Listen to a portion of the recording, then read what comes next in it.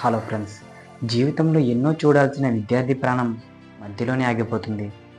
దీనికి కారణమైన తప్పు మన సమాజంలో ఉంది అనడంలో ఎటువంటి సందేహం లేదు.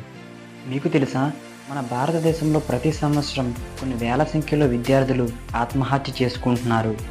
National crime records bureau data ప్రకారం 2020లో 12,526 మంది విద్యార్థులు ఆత్మహత్య చేసుకోగా, ఆ సంఖ్య కాస్త 2021 కల్లా 13,089 మందికి చేరుకుంది. ఇందులో 43.9% మంది మహిళలు కాగా 56.51% మంది పురుషులు ఉన్నారు. అసలు విద్యార్థులు తమ ప్రాణాలను ఎందుకు ఎంచుకుంటున్నారు?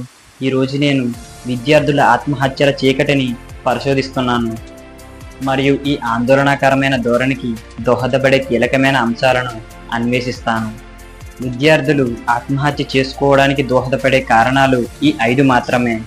మొదటి కారణం, విద్యాపరమైన ఒత్తిడి.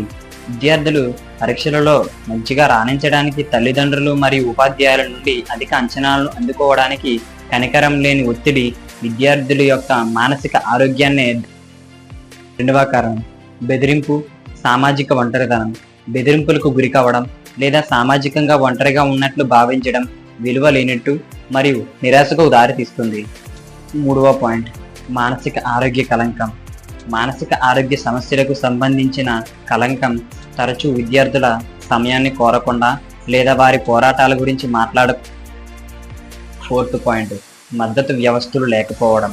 కుటుంబం, స్నేహితులు మరియు విద్యా సంస్థల నుండి తగినంత మద్దతు లేకపోవడం వలన విద్యార్థులు నిస్సహాయంగా మరియు ఒంటరిగా ఉండడానికి ఫీల్ అవుతారు. Final point, coping mechanisms.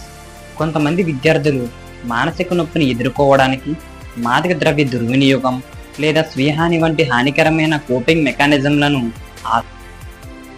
విద్యార్థులలోని మానసిక క్షోభకు సంబంధించిన హెచ్చరిక సంకేతాలను గుర్తించి వారికి అవసరమైన మద్దతు మరియు వనరులను అందించడం చాలా కీలకం. మన విద్యార్థులకు మరింత సానుభూతి మరియు అవగాహన వాతావరణాన్ని సృష్టించడానికి మనం కలిసి పనిచేద్దాం. Signing off, Maruti direction.